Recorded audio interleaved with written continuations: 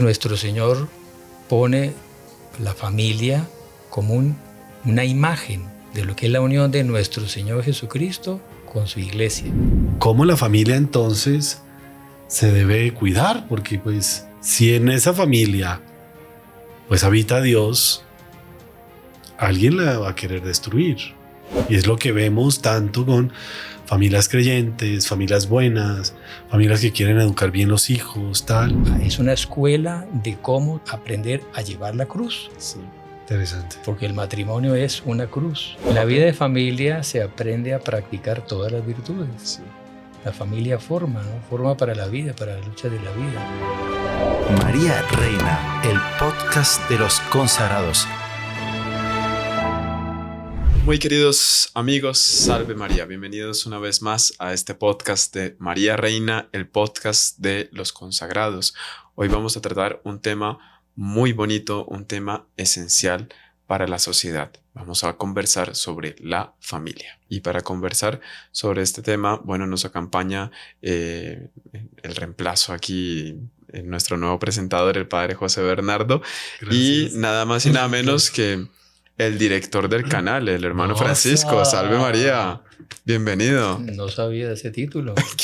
Qué bueno verlo, hermano Francisco, nuevamente por aquí, acompañarnos en estos podcasts con, en fin, toda su dedicación en el apostolado de las redes, que son ¿cuántos años ya trabajando en esto? 15 años. 15 años. 15 años. Pero usted lleva más. No. Cuando yo llegué ya habían empezado hacía unos... No, pero usted en Estados Unidos ya trabajaba con la radio, ¿no? No, tenía un programa en la radio de la diócesis, pero no. Bueno, pero es un buen comienzo. Muy bien. Fue el fogueo para todo esto. En fin, este tema lo hemos sacado porque la revista Heraldos del Evangelio, aquellos que no la tengan, vale la pena que se inscriban para recibirla. Tal vez en la descripción de este podcast pueden colocar el enlace, pero también la pueden conseguir en Revista Católica, ¿no? En la página de Caballeros de la Virgen, ahí consiguen el PDF. En la página Caballeros de la Virgen pueden descargar el PDF de la revista, y la revista es por temas. Cada mes tiene un tema muy interesante con artículos que nos ayudan a conocer más sobre ese aspecto, ¿no? de la iglesia, porque todo esto son riquezas de la iglesia que no pueden ser olvidadas, ¿no? Fenomenal. Y justamente el tema es la familia. Esta revista de julio es la familia. Vi hermano Francisco que se la leyó enterita, la tiene toda subrayada. Seguro que nos trae muchas sorpresas el día de hoy. Sí, es un tema importantísimo, siempre actual, porque vemos que el mundo todo está en crisis, ¿no? Todo está en una confusión, un caos, la juventud, la economía, que las guerras, las sociedades están derruyendo moralmente, en todo sentido. Y en el fondo, el mundo está así porque la familia se destruyó. Impresionante. La familia está en una crisis muy grande. Y la familia es la célula madre de la sociedad. O sea, la sociedad, bueno, es la célula, así como en un organismo. Claro. El organismo más elemental que hay en todo cuerpo humano, en todo cuerpo vivo, son las células. Las células es la base. Las células, a su vez, componen tejidos. Hay distintos tipos de tejidos. Está el tejido óseo, está el tejido nervioso, está el tejido muscular, en fin. Son varios, y esos tejidos son conjuntos de células que se trabajan mancomunadas, ¿no? Y forman ese tejido. Y eso es lo que le da al cuerpo, pues es toda una unidad, pero tiene esa variedad de funciones, y lo elemental es la célula. Asimismo, la sociedad es un tejido compuesto por células, y las células son la familia. Bueno, tengo entendido que el cáncer es eso. El cáncer son células enfermas que se van reproduciendo, ¿no? Entonces, si la familia se enferma, es el cáncer de la sociedad. Lo que la sociedad está viviendo es un cáncer porque la familia, que es la célula básica, está en crisis. Entonces, por eso es un tema muy importante, muy neurálgico de todos los católicos entender y amar y tener una idea exacta de lo que debe ser una familia. Importante es ese punto, saber qué es una familia, porque la iglesia, ella que le salvaguarda la verdad y la familia, ella es quien nos explica qué es verdaderamente una familia. Y siendo, bueno, como el señor doctor Plinio decía, que la crisis actual, más que una crisis económica, social, tal, es una crisis religiosa. Para que podamos componer todo esto, la familia tiene que vivir en función de ese ideal religioso, para tener a Dios en el centro y poder, pues, sublimar la sociedad, ¿no? Claro, claro. Y es tan así que Dios se hizo hombre en el seno de una familia. Y la Santísima Trinidad es una familia. Y la Santísima Trinidad es una familia. Ahora, Entonces, eso es interesante porque está hablando, la familia tiene una vocación. Sí, esa institución de la familia tiene una misión dentro del plan de Dios, porque ya el solo hecho de hablar que la Santísima Trinidad es una familia, nuestro Señor, segunda persona de la Santísima Trinidad que se encarna en el seno de una familia, bueno, mire el papel tan importante, que la expectativa tan alta que Dios tiene al respecto de la familia en el cumplimiento de su misión en el plan de Dios. Y la humanidad empieza con una familia. Tal cual, literal. O sea, la familia es súper importante, súper importante. y ya que usted habla que la humanidad comienza en una familia, ahí vemos cómo el demonio, desde que Dios creó esa primera familia, ya el demonio atacó esa familia. Entonces, eso me parece interesante ver desde ese prisma, que no es un problema de hoy. El demonio siempre tuvo odio a la familia. Y usted va a ver en la historia, todas las grandes civilizaciones entraron en decadencia cuando la familia entró en crisis. Impresionante. Y eso lo comenta Santo Tomás de Adán y Eva, que fue la primera familia que Dios la instituyó, ¿no? Crecer y multiplicados, y luego, en fin, no está bien que el hombre esté solo, necesita una compañera que le ayude. Y es muy interesante porque no le dijo, no, usted necesita una esclava para que se puedan reproducir. No, es una compañera que le ayude. Y les mandó también, claro, crecer y multiplicados y llena de la tierra, es un mandato de Dios. Entonces Dios creó esa familia monogámica, un hombre con una mujer, con esa finalidad de procrear hijos para llenar la tierra y para llenar el cielo, porque los hombres fuimos creados para el cielo. Fenomenal. Entonces no solamente llenar así como hay que llenar una jaula de conejos, una cría de conejos, sino que es llenar el cielo de almas santas. Y eso se forma en el seno de esa familia. Y el demonio atacó. Porque ahí Santo Tomás comenta que, y ahí va lo que el Padre también dice, cómo Dios tiene que estar en el centro. Lo que debe unir a los cónyuges es ese amor mutuo por amor de Dios. Claro.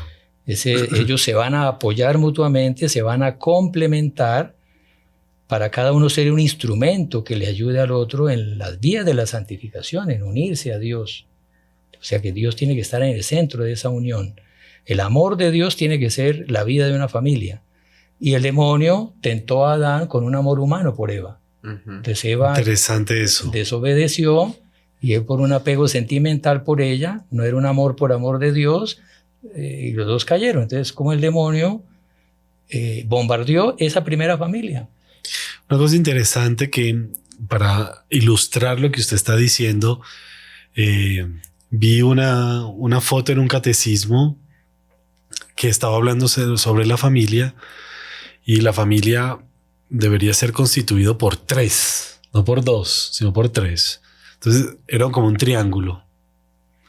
Entonces Dios arriba, imagínense el triángulo, ¿no? Dios arriba. Y aquí en un ángulo, esposo, y en el otro, esposa, ¿no? Para que ellos estén bien junticos, tienen que subir como que en ese triángulo. Y para que estén bien junticos, tienen que estar cerquita del ángulo de arriba, que es Dios.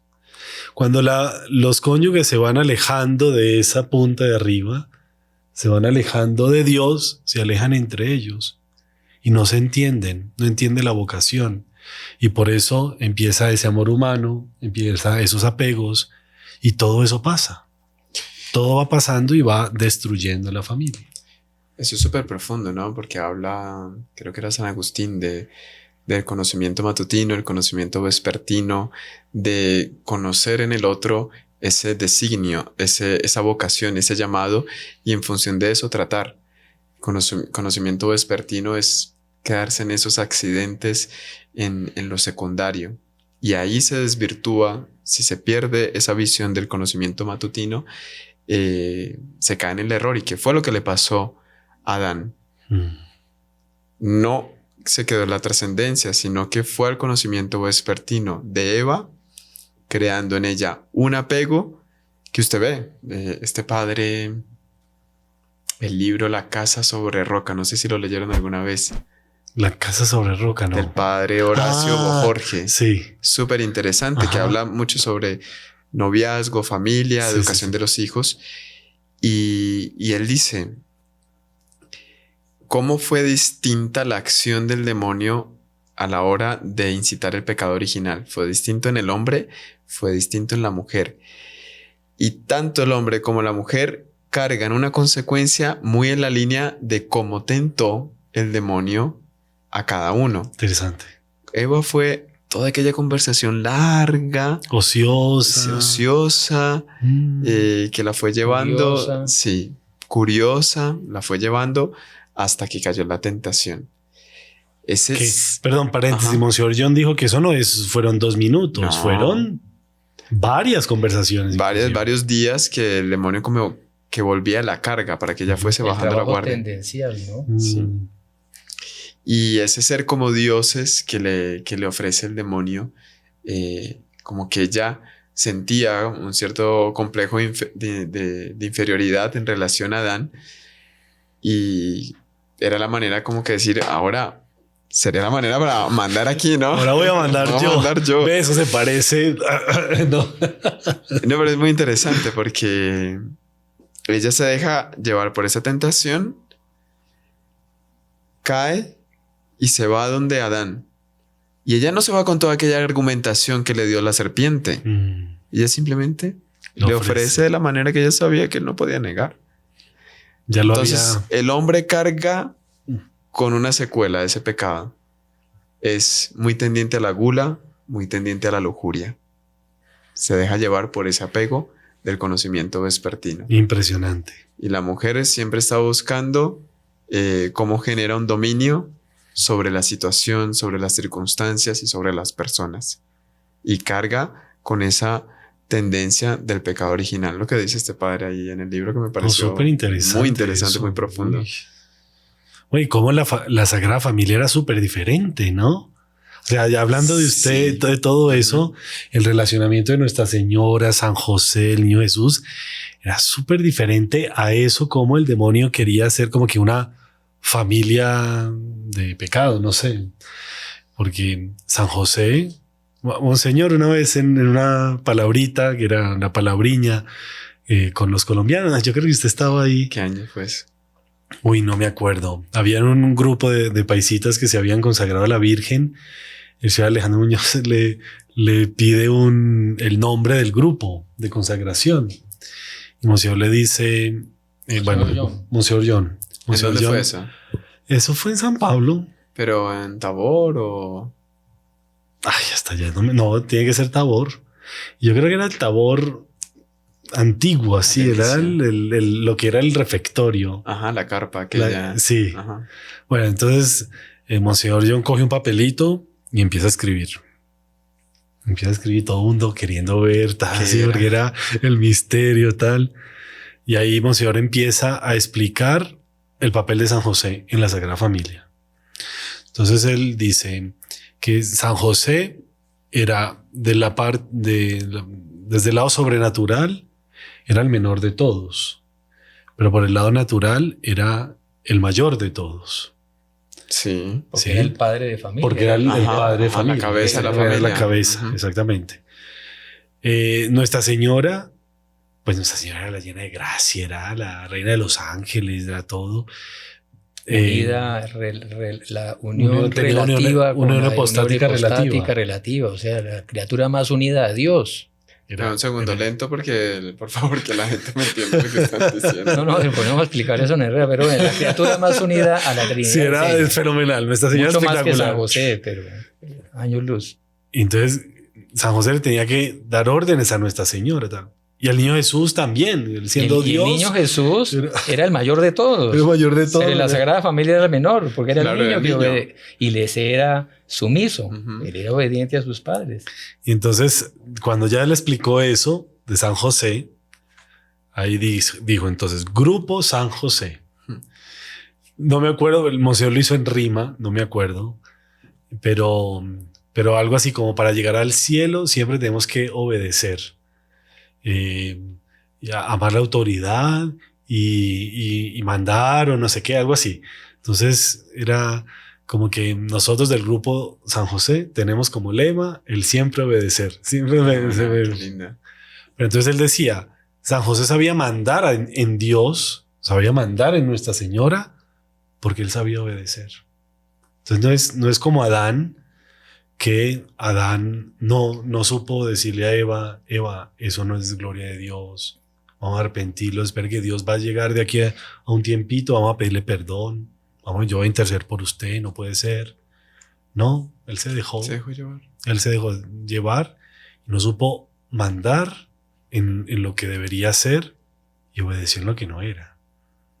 Y entonces es muy bonito ver cómo el proyecto de familia del demonio, todo tergiversado, y cómo Dios nos muestra la Sagrada Familia en armonía, viendo cada uno lo maravilloso del otro, cómo haciendo para poder ser esclavo, en el buen sentido, de esas cosas maravillosas que tenía uno del otro y poderlos promover y tal. Eso es un convivio, una convivencia espectacular. Y en función de eso, fundar el trato, ¿no? Porque explicaba este padre, si la mujer cede a la fragilidad del hombre, el hombre cede a la fragilidad de la mujer, cada uno en ese punto que él resaltaba, es como si usted tuviese una herida en la piel y no la cuidase, y al contrario, se rascase. La persona queda cada vez más débil en esa herida. Impresionante. El hombre quedaría cada vez más débil de la carne. La mujer quedaría más débil de ser posesiva. Si no se ve el lado por donde Dios estaba llamando a la mujer, el lado por el que Dios estaba llamando al hombre. Y en la Sagrada Familia no ve todo lo contrario, ¿no? Por ejemplo, San José, qué situación tan difícil. De un momento para otro, el ángel le dice, se van ya para Egipto. Sí, imagínese. Y él tiene que decir a la Virgen, nos vamos para Egipto, pero la Virgen seguro, como una muy buena mujer, quiere prever las cosas, alistar todo para un viaje y de repente nos vamos, o sea, y las maletas, o sea, ¿cómo es? Y el fiambre, y el agua, y el pan, y el no sé cuánto. Y ella podría decir, un momentito, aquí la Virgen María soy yo, o sea, no podemos arrancar así nomás. Y a la mitad del camino, con tantos problemas que se presentaron seguramente, no fue que la Virgen le fue diciendo, ¿sí ve? Yo sabía, si hubiésemos tenido más tiempo. Ay, José, si me hubiera dejado preparar 2 horitas, pero qué cosa con usted. No, imagínese. No sería Nuestra Señora, no, qué horror. Obvio que no. Usted ve que ella fue obediente. Y San José sabía cumplir En la vida de familia se aprende a practicar todas las virtudes. Sí. La familia forma, ¿no? Forma para la vida, para la lucha de la vida. Forma en la obediencia a las autoridades. Los 3 son ese ejemplo de obediencia, cada de una manera más eximia, ¿no? Y ese es el papel que es mucho más que instrucción. La familia debe formar principalmente en las virtudes, moralmente. Bueno, ya los esposos, los avatares de la vida de familia, o las responsabilidades que ellos tienen, cada uno en su rol, en su papel, pasan por muchas dificultades. Toda familia pasa por muchas dificultades. La familia ayuda, es una escuela de cómo aprender a llevar la cruz. Sí. Interesante. Porque el matrimonio es una cruz. La familia para cada uno de los miembros es una cruz que forma. Y ahí usted que hablaba de ese caso, yo me acordé de una noticia que salió la otra vez, creo que es en Polonia. En Polonia hay un municipio que tiene los menores índices de divorcio del mundo entero. Polonia. Vea En pues. Polonia. No sabía eso. Interesante. ¿Por qué? Porque el sacerdote, cuando celebra bueno, ya en el curso matrimonial seguro que les habla mucho de la De la cruz, de de la cruz, paciencia. sí, que el papel de la gracia, sin la oración, sin los sacramentos, sin la bendición de Dios, el matrimonio es humanamente muy difícil, porque es una carga, o sea, usted convivir con la misma persona en la intimidad y hay dificultades económicas, todos tenemos defectos, en fin, todo el que vive en familia sabe, la familia es una cruz, el matrimonio es una cruz. Entonces este sacerdote en todos los matrimonios, cuando celebra el matrimonio, les regala una cruz. Ah, interesante. Ah, es desde la costumbre. Para que Que la en el lleven a la matrimonio se les casa entrega una cruz. y Aquí también me ha tocado y la varias pongan en veces. la sala, para que ellos sepan que no es ese sueño romántico, entonces yo voy a vivir con la media naranja, Príncipe perfecta, azul. que solo me va a dar placeres y alegría, y él es el príncipe azul. Eso no existe, eso solo en el cielo, porque todos tenemos defectos. Claro. Entonces hay que saber que es un plan de Dios, que es un camino, es una vocación, porque así como para ser religioso, como nosotros, hay que tener una vocación. Dios nos dio una vocación, Dios nos llamó a este estado de vida. Dios llama al matrimonio, es una vocación. Pero ahora una pregunta. Bueno, eso es una vocación tal, cada uno pues ya sabemos, papá, mamá, hijos, monogámico, plan de Dios. Entonces, para poder hacer todo eso, cada miembro debe tener un papel. Claro. ¿Cómo se puede explicar eso para la gente mejor así? Bueno, ahí está eso que diga, sí, claro, cada uno tiene un papel. El papel del hombre es ser la cabeza de la familia, él debe ser la autoridad, él es el que administra el hogar, por así decir. Él representa el papel como autoridad, el papel de la justicia. La madre tiene el papel de la bondad, ella es el papel del afecto, del cariño. La mediación. Y el papel de ser madre, porque ese afecto materno, ese instinto materno que Dios puso en las madres, es el reflejo más hermoso que existe y más perfecto, yo creo, de lo que es el amor que Dios nos tiene. Que Dios más que padre es una madre, porque es un amor loco y ciego. El doctor Plinio, me acuerdo en un artículo sobre la familia, él contaba una fábula, es algo imaginario de un escritor francés, Émile Faguet. Entonces era un joven, muy bueno, muy virtuoso, vivía con su madre, y este joven, creció, llegó un momento donde se casó. Y había mucho afecto entre ese joven y su mamá, y la mamá y el joven. Entonces el joven se casó, y cosa rara, a la mamá le dieron celos. No. Y eso pasa. Rarísimo, pero bueno, ahí pasó. Eso. Ya le dije que es algo imaginario, ¿no? Es una fábula. El literato lo imaginó. Bueno, entonces... Ay, Dios mío, señoras, por favor, no dañen los hogares. Es que en confesión, bueno, perdón, pero es que uno se... Ay, Dios mío, hay tanta cosa. Pero bueno, a la mamá le dieron celo porque ya el hijo, todo el afecto de él no era para la mamá, la seguía queriendo y portándose muy bien con ella y todo, pero ya tenía una esposa, ¿no? Claro. Y se fue a vivir con la esposa. Bueno. Entonces, en alguna circunstancia, la mamá, enloquecida por los celos, le dice, no, perdón, yo trastoqué la fábula. Fue a la esposa que le dieron celos de la suegra. Para que no haga bueno, también, por favor, señora. Para que no haga quedar más solo a las suegras. Quedar mal a mí, no, ahí quedamos viendo que quedaron empatadas. Pero bueno, fue la esposa que, como vio que el hijo amaba mucho a su mamá, fue a ella que le dieron celos. Entonces la esposa un día le dice, y bueno, estaba enamorada de su esposa, la quería mucho también, claro. Entonces la esposa le dice, yo quiero que me des una prueba de que realmente me amas como me dices. Y yo, sí, claro, ¿qué prueba quieres que te dé? Recuerdo. Entonces dice, no, tú tienes que ir, matar a tu mamá y traerme el corazón de ella. Dios mío santo. Si no, yo te abandono. Porque tú no me amas. Señora. La amas más a ella que a mí. ¿Quién cuenta eso? ¿Qué? Émile Faguet. Émile Faguet. No, el doctor Plinio lo cuenta en una reunión. Sí, ya se lo recuerda. Pero, uy. Entonces ahí el joven En fin, estaba tan enamorado de su esposa que es una imaginación, claro. Fue ciego y mató a su propia mamá. Dios mío santo. Mató a la mamá, le sacó el corazón y lo Sí. metió en una bolsa y se terció la bolsa al cuello. Eso es del siglo XIX, entonces salió a caballo. No habían carros todavía en la época. Entonces salió a caballo a llevarle el corazón a su esposa para mostrarle que la amaba de verdad. Y en el camino el caballo se trastocó, se cayó, el hombre salió por allá, rodó por un Muy bueno.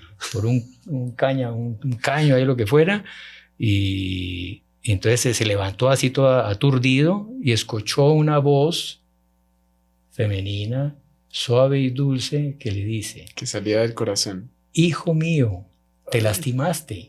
Ay, Dios mío santo. Y él voltea a ver, la voz salió de la bolsa donde él llevaba el corazón de la mamá. Impresionante.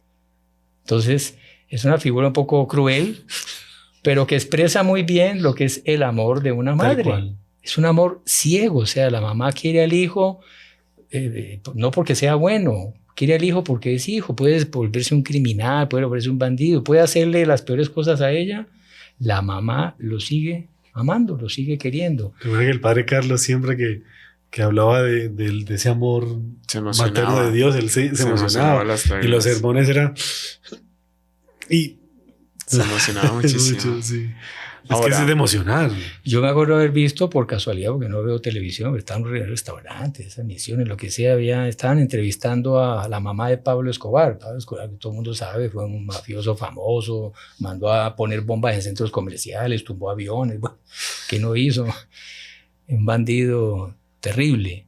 Y entonces estaban entrevistando a la mamá, paisa, así como usted, padre. Entonces ella, no, Pablito, él era muy bueno, era un muchacho tan bueno, él le regalaba taxis o sea, regalaba taxis porque tenía una red de información en la ciudad, pero Bueno, Javier. él regalaba taxis, él regalaba casitas a la gente pobre, o sea, ella buscando algo bueno del hijo para elogiarlo, es su hijo, Claro. y nadie le va a decir nada, todo el mundo se sonríe, pero nadie la va a censurar por eso, que es la mamá. ¿Se acuerda? Hablando de la mamá y todo eso, según una meditación que ¿cuándo fue? Bueno, no me acuerdo, que era Nuestra Señora en la Vía Dolorosa, el encuentro de Nuestra Señora con nuestro Señor en la Vía Dolorosa. Y Nuestra Señora, cuando se encuentra con él, pues todos los verdugos y todos los soldados y todo el mundo gritándole, escupiendo a nuestro Señor, tal, pero cuando se acercó Nuestra Señora, de tal manera, ese amor de Nuestra Señora era tan grande, tan sublime, tan espectacular por su hijo, que como que exorcizó todos esos demonios Esa horrorosos que querían pues como humillar a nuestro Señor, tal, y todo paró porque Nuestra Señora se acercó donde su divino hijo. Ese amor materno es una cosa pero entrañadísimo, impresionante. Todo el mundo como que sabe eso y ese punto Y lo respeta. no se puede tocar. Interesante. Yo creo que realmente fue una escena espectacular. Ay, imagínense lo que sería Porque eso. porque- una acción de presencia de Nuestra Señora y viendo a su hijo y ella queriendo consolarlo en una situación en que todo el mundo estaba contra él y era la persona para consolar. ¿Quién más que ella? Pero entonces es muy lindo, volviendo, digamos, a lo que íbamos, que digamos, el elemento que le da la cohesión a la familia es ese amor mutuo que Dios hasta lo puso instintivo en el corazón de la madre, en el del padre también. Ujú. Claro, como yo contaba también un caso que a él le tocó ver de un señor iba a una carretera y una familia, ¿no? Entonces se les pinchó una llanta, se desinfló la llanta. Entonces el hombre se bajó a cambiar la llanta, a poner ahí las cosas y tal, te levantó el carro con el gato, por lo menos así le decimos económico, que en cada país le tiene un nombre distinto, el aparato para subir ahí el carro. Y estaba ahí haciendo el cambio y tal, y un hijo del señor estaba por ahí medio jugando y tal, y el gato se cayó y el carro se cayó. Y le cayó en los pies al niño. Ay, no puede ser. Ay, Ahí el señor, pero inmediatamente, cogió el carro y lo levantó No sé si- Nossa Señora. para que el niño saliera. Y bueno, después él soltó el carro.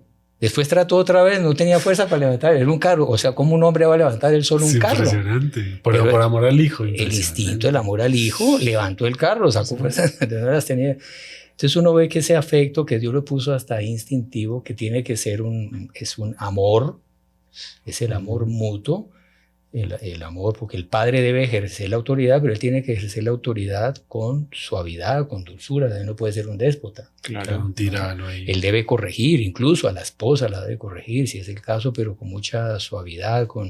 A los hijos hay que corregirlos. Los hijos tienen que sentir que los padres corrigen por amor y no por una explosión temperamental. Hizo algo que no me gustó, Importante me dañó mi pantalón, entonces lo agarro a palo. Eso es lo que más nervios quiebra, lo que más destroza la familia. Pero entonces es porque el sustrato de todo tiene que ser ese amor mutuo. Y eso es muy lindo porque... Bueno, espera, porque desde hace rato me están haciendo señas que hagamos una breve pausa y ahí continuamos esa línea de pensamiento. Salve María, este es del canal Heraldos del Evangelio. Aquí podrá encontrar material muy provechoso para su vida espiritual, misa diaria, comentario del Evangelio de todos los días, podcasts semanales de formación católica, novenas, historias de los santos para fortalecer nuestra fe y mucho más. Suscríbase, comente, comparta y no se pierda en ninguno de estos programas que hemos preparado para usted. Bueno, continuamos con nuestro tema, nuestro podcast sobre la familia. Aquí conversando con el padre José Bernardo y el hermano Francisco.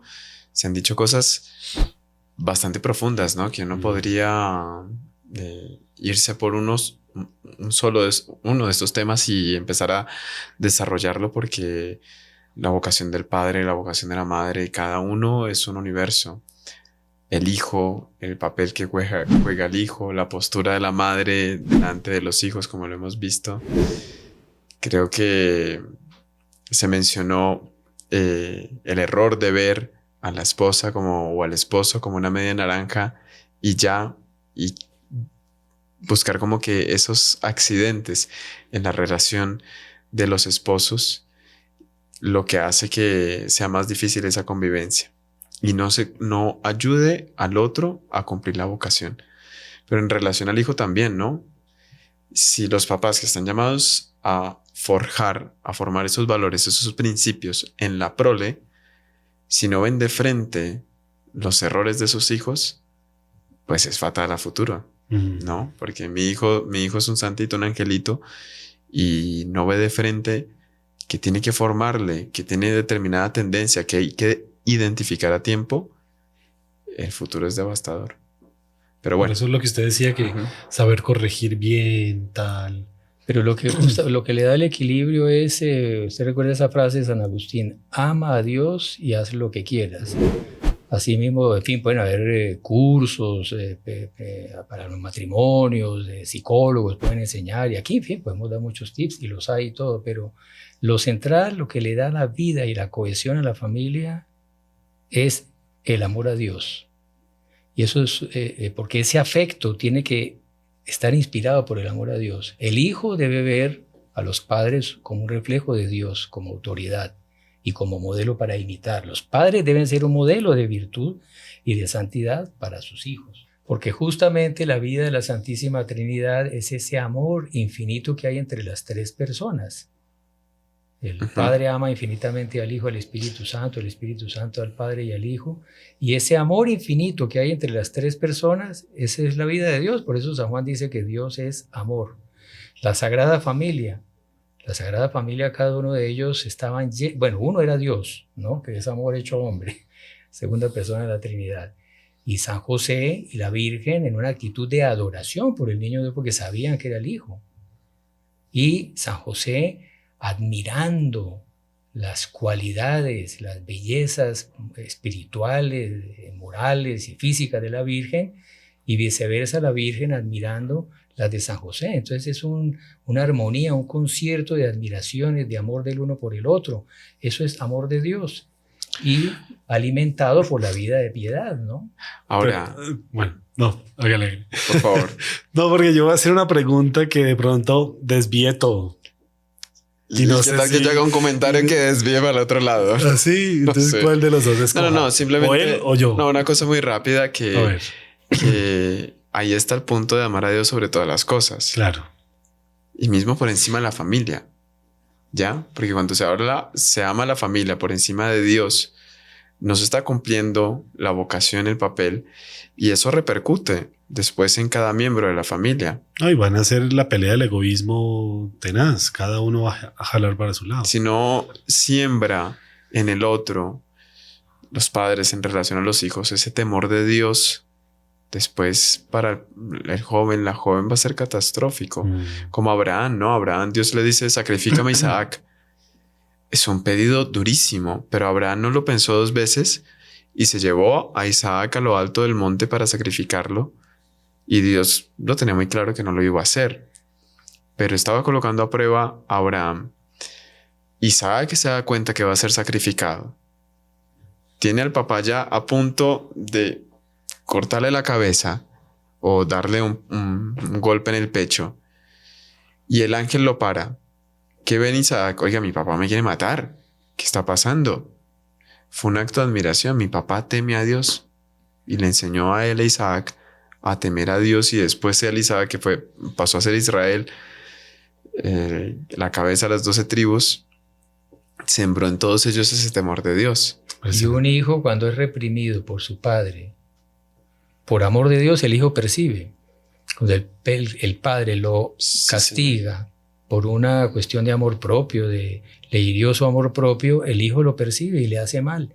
No, y ahí queda resentido. Y queda resentido. Claro, porque ahí no mira la defensa al principio, sino la forma. Entonces, por eso lo importante es que la relación, la vida de familia tiene que estar impregnada de amor a Dios. Y el amor a Dios es Dios quien lo da a través de los sacramentos y la adoración. Por eso es imprescindible. Ahora, padre, ¿cuántas veces usted no encuentra casos de personas que están pidiendo ayuda espiritual o sea en confesión, que tienen un problema desde hace muchos años, desde la infancia, y dicen, es que yo vi este error en mi papá o vi este error en mi mamá y desde allá hago esto o hago aquello? Wow, eso es un aporte impresionante porque muchos de los desatinos, de los, ¿cómo llamarlo? De los traumas ¿Viene de ahí? Vienen desde ahí. Sí, exactamente. Y es el papá o la mamá que en el fondo no actuaron según el amor vocación de Dios, el temor de Dios.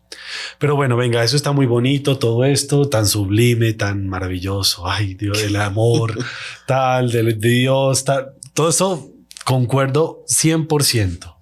¿En qué no concuerda, padre? No, yo estoy concordando 100%, con todo, 100%. Lo que me parece es bueno tocar es si el amor de Dios es el motor, es lo que une a la Sagrada Familia, a la familia, en imagen de la Sagrada Familia y no sé cuánto, y Dios es tan atacado, Dios es tan odiado porque es Dios. ¿Cómo la familia entonces se debe cuidar? Porque pues si en esa familia pues habita Dios, alguien la va a querer destruir. Y es lo que vemos tanto con familias creyentes, familias buenas, familias que quieren educar bien los hijos, tal. ¡Wow! Esa familia es todo tan raros ellos, no sé cuánto. O es el ataque de los medios de comunicación, es la televisión, son los programas, es la desvirtuación de lo que es verdaderamente la familia.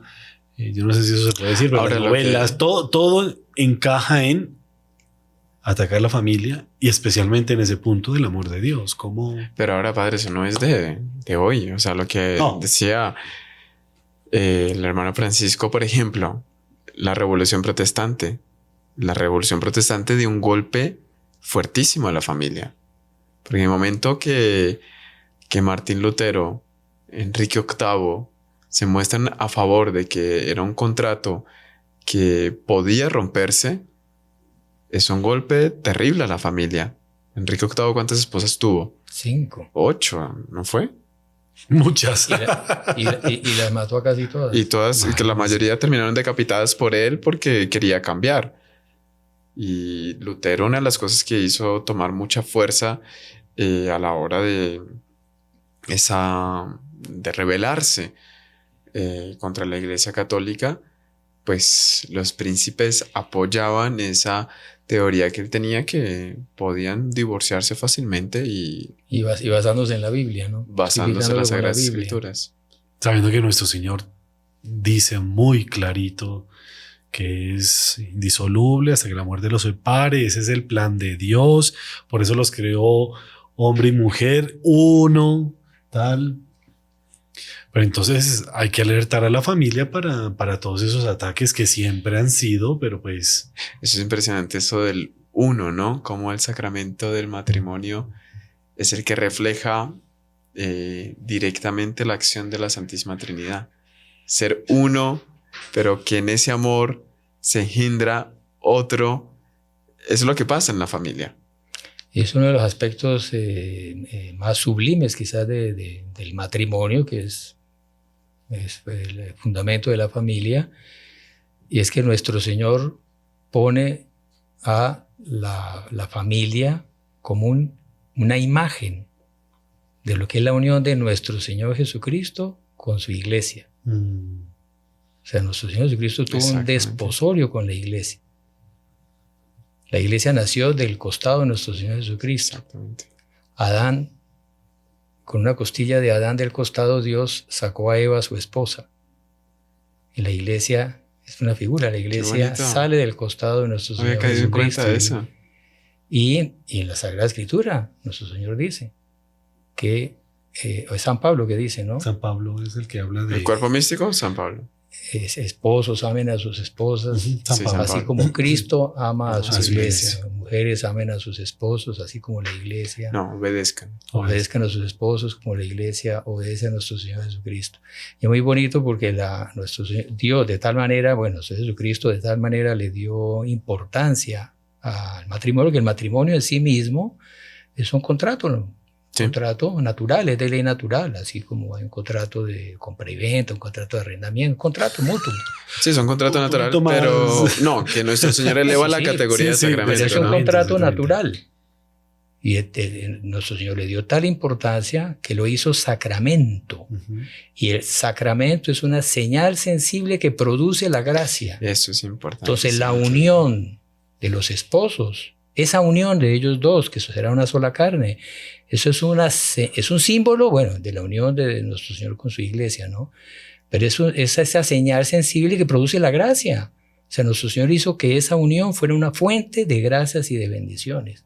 Interesante. Pero los enemigos, el demonio que quiere destruirla, continuó usted lo de los protestantes. Después vino la Revolución Francesa, que le quitó el carácter sagrado al matrimonio. No, este es matrimonio civil. Que un contrato Sí, civil. van ante un notario, un juez y ya, ante el Estado, pero no es ante Dios ni con la bendición de Dios. Eso es importante decir así bien clarito, y pues no es para incomodar a nadie, para señalar a nadie, menos mal aquí solo vemos cámaras y no vemos rostros, pero matrimonio es en la iglesia, es en el altar. Es un matrimonio civil y no sé qué, uniones, eso no existe. O sea, eso para un cristiano, para un católico, no debe entrar por Y esa vía.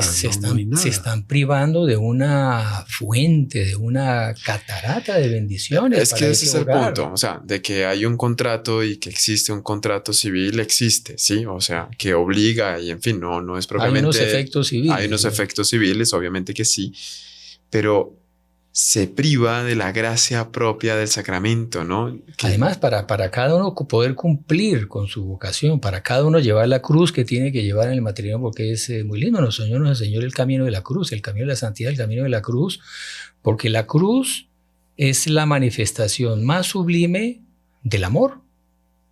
Se nos dice, nadie ama más al otro como el que da su vida por el otro. Fue la prueba que nuestro Señor nos dio de su amor fue que murió por nosotros en la cruz. Entonces, si hay verdadero amor, cada uno de los miembros, los padres, el papá, la mamá, los hijos, deben de estar dispuestos a sacrificarse el uno por el otro. Ahí es donde van a probar el amor. Eso es amor. Ahora, llevar esa cruz, nosotros no tenemos fuerzas, somos débiles. Entonces, si no tenemos el auxilio de Dios, la bendición de Dios, ese auxilio de la gracia, que es muy sobre difícil. todo también respetar el proceso, ¿no? Porque justamente misión de la iglesia en este tema específico es ayudar a que la persona pueda discernir muy bien, uno, que sea su llamado, ¿sí? Si va a ir por la vida celibataria o si tiene la vocación del matrimonio, que discerna eso. Y después tiene que discernir si la persona con la que inició un noviazgo es realmente la persona con la que está llamada a casarse. Si no haces ejercicio de discernimiento con las reglas propias para eso, pues se desvirtúa. Y es un discernimiento que lo da el Espíritu Santo, ¿no? Ujú. O sea que sin la acción del Espíritu Santo es muy complicado. Luego, la otra vez, hace tiempo también una noticia por ahí que no sé qué país por allá anglosajón habían creado en una universidad la facultad para el matrimonio. Una carrera para que los que se vayan a casar hicieran unos estudios para el matrimonio, para prepararse para una carrera. Interesante. Pero no es mala No idea, ¿eh? Pues cuando uno se sienta en el confesionario, uno No es sabe mala que idea. no es mala idea. No es mala porque idea. Para ser sacerdote uno estudia los 8, Sí, 9 sí. años. Pero para el matrimonio es una charlita. No, tiene que haber una buena formación catequética, pero lo esencial no es la instrucción, no es No, el conocimiento teórico, sino hay ese amor mutuo, auxiliado por la gracia. El amor real, ¿no? O sea, la Amor educación, santo. además, la finalidad del matrimonio es la procreación de los hijos y la educación y santificación de los hijos. Y no es una educación con un tablero y una tiza, no, es en la vida de familia. Ujú. Es una transmisión al vivo. Es una escuela Por ósmosis, experimental, así. por ósmosis al vivo, de amor de Dios, de disciplina, de que existe autoridad, de que hay leyes que hay que cumplir. Entonces, en la familia, bueno, y sobre todo transmitir, los padres, evidentemente, a las nuevas generaciones de los hijos, transmitir principalmente la fe con su ejemplo de virtud, de santidad, con el ejemplo de piedad que los padres tienen que dar, de honestidad, de práctica de los mandamientos, y eso los hijos lo aprenden, como usted dice, por ósmosis, viendo el ejemplo. O sea, ¿de qué sirve que un papá le enseñe al hijo a no robar si después el hijo se entera que el papá en el trabajo roba, que no se vende arroz y adulteró la pesa ahí para ganar más y pone al hijo a que trabaje en eso también y después le enseñó los mandamientos que no robar? O sea, es más el ejemplo que los padres dan, eso es lo que forma en un ambiente, es una educación muy lenta, porque es a lo largo de los años, de décadas, pero muy profunda, que va formando ese ejemplo de amor, de misericordia, ese equilibrio que los padres deben tener de justicia y misericordia.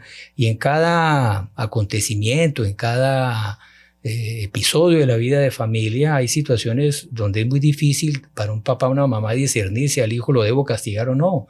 ¿Le debo cortar una amistad o no? Eso es el pan de todos los días de un padre de familia. Muchas veces uno le preguntan.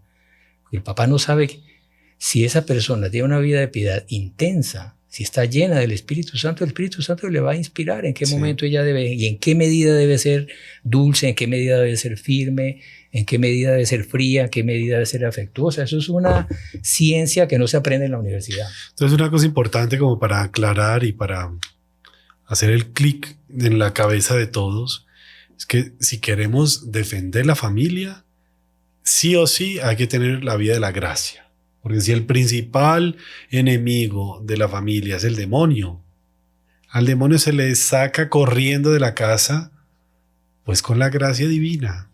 Entonces por eso hay que oración, los sacramentos, no se priven de la comunión, no se priven de las confesiones, porque si no, no hay cómo sustentar una familia, no hay cómo tener eso. Claro, oración en comunidad, rosario en familia, yendo a la misa los domingos, o sea, esos ejemplos. Y bueno, hay ejemplos, ahí estoy viendo, el padre tiene ahí en la revista la foto de los papás de Santa Teresita, que fueron beatificados, ¿no? No, canonizados. Ya canonizados, ¿no? Sí, Ya fueron canonizados. Que fue una familia súper virtuosa, ¿no? Luis Ellos- Magdán Y súper sufrida. Sí. y Celia Magdán sufrieron muchísimo, Pero pero yo no sabía, pero él murió ¿de qué? ¿De Alzheimer o de...? él tuvo demencia senil, si lo tuvieron que Demencia poner en senil, un ancianato, ¿no? Imagínese, pobrecito. Porque ya no... Pero muy Estaba bonito viendo que aquí también- Santa Teresita dice mis padres, agradezco a Dios que me dio unos padres que eran más dignos de vivir en el cielo que en la tierra. O sea, dice que sus papás eran unos santos. Y ella es santa, y las hermanas también fueron muy virtuosas. Sí. Es una familia toda santa, no han sido canonizadas, pero muy virtuosas las otras hijas, ¿no? Es un modelo de santidad. La santidad se transmite es en la familia, y el papel educativo, formativo de la familia no lo sustituye ni la escuela, ni la universidad, ni los estudios. Eso es algo que, porque además la psicología del niño es moldeable, y es en el seno de la familia donde los hijos reciben la transmisión no solo de la fe, sino de la cultura y de los valores sociales. La iglesia es la que crea hombres probos para la sociedad o crea bandidos. El que es bandido es porque no tuvo una buena formación en la familia. Habrán excepciones. Digamos, hay excepciones, claro. Pero la regla es esa. O sea, el papel formativo, educativo de la familia es insustituible. Y es algo que Dios lo creó. O sea, más sabio no puede haber. Y el mundo hoy en día está como está. Hay tanta delincuencia, hay tanta inestabilidad política en los países y todo, tantos enemigos de las autoridades, porque la familia se erosionó y ya las familias no forman esos ciudadanos honestos, obedientes de la ley, sumisos a las autoridades. San Pablo en una de sus cartas, mire que ellos vivían bajo el Imperio Romano, eran judíos que vivían bajo el Imperio Romano, y el Imperio Romano tenía unas leyes absurdas, bueno, la esclavitud, entre otras cosas la esclavitud, y en fin, eran autoridades con cosas paganas, ¿no?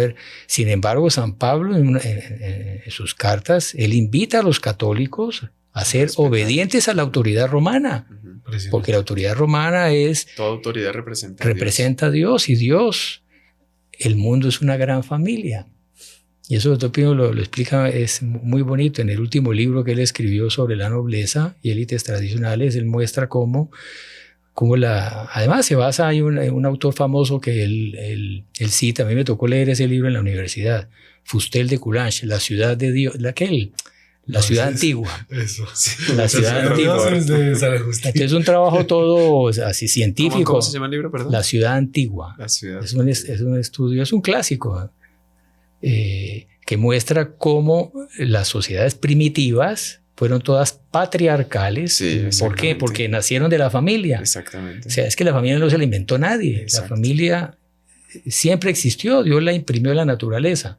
Está en el chip, en los genes. Claro, entonces, un ejemplo típico, bueno, Abraham, que se está leyendo en estos días toda la historia de Abraham, es un hombre que Dios lo mandó a migrar y tal, y él fue con su familia y a poblar una nueva tierra.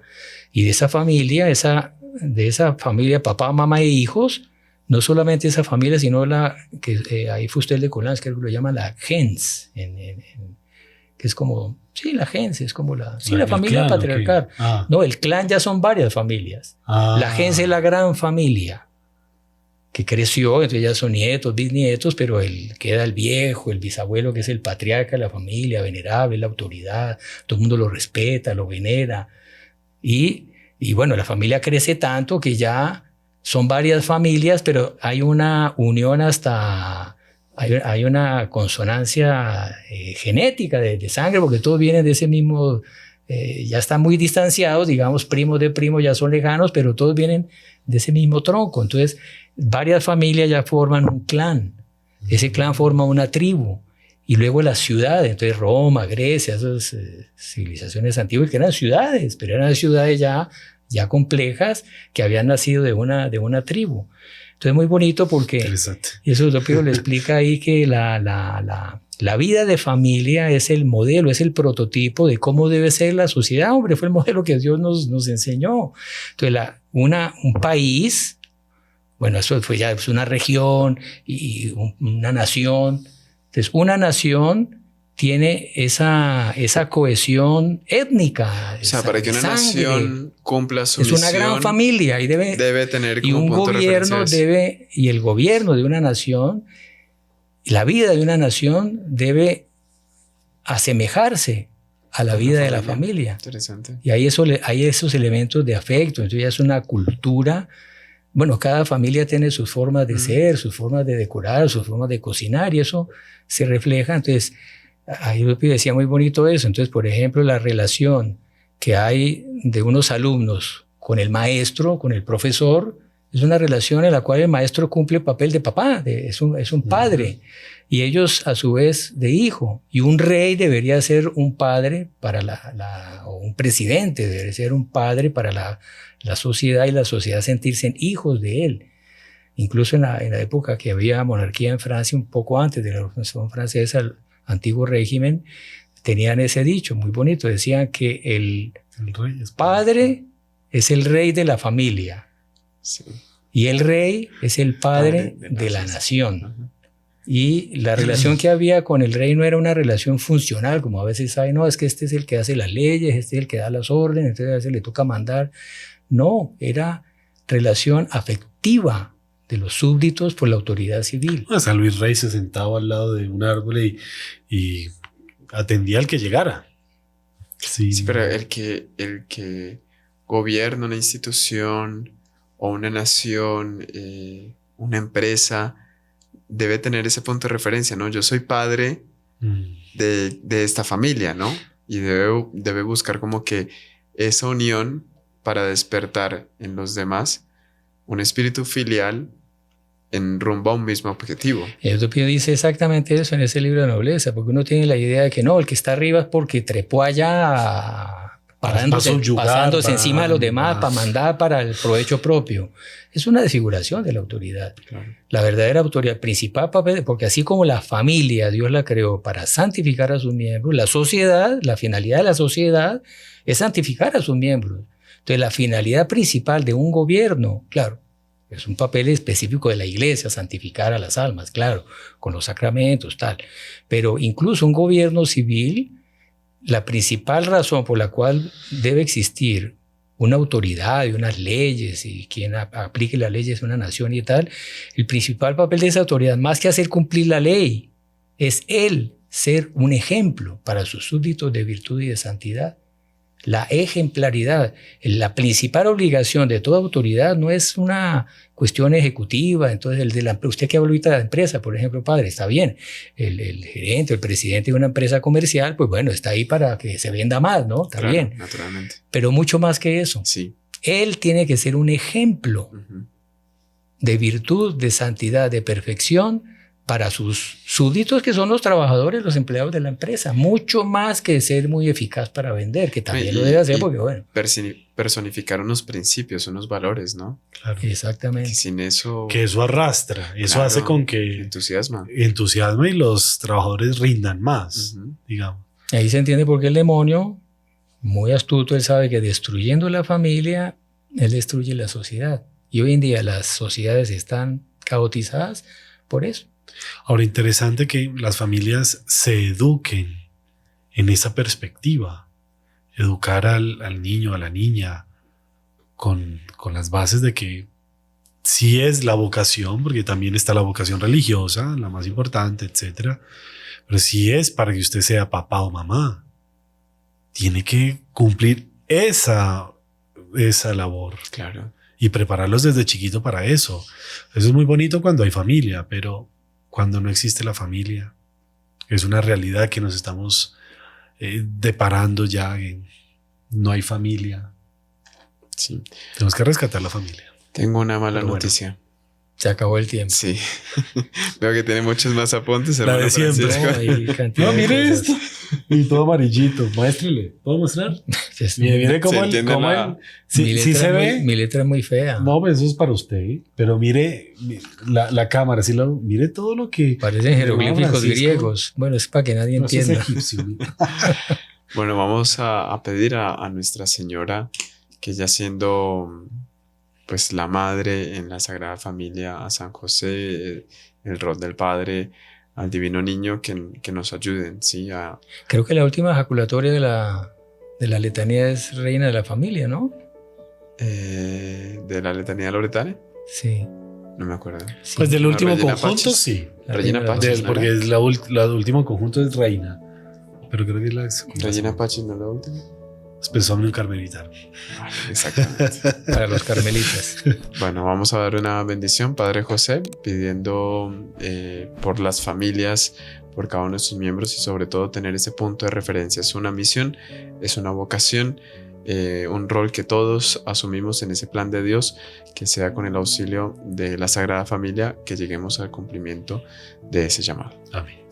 El Señor esté con ustedes Y con tu espíritu. y la bendición de Dios Todopoderoso, Padre, Hijo y Espíritu Santo, descienda sobre ustedes y permanezca siempre. Amén. Salve María. Salve María. María.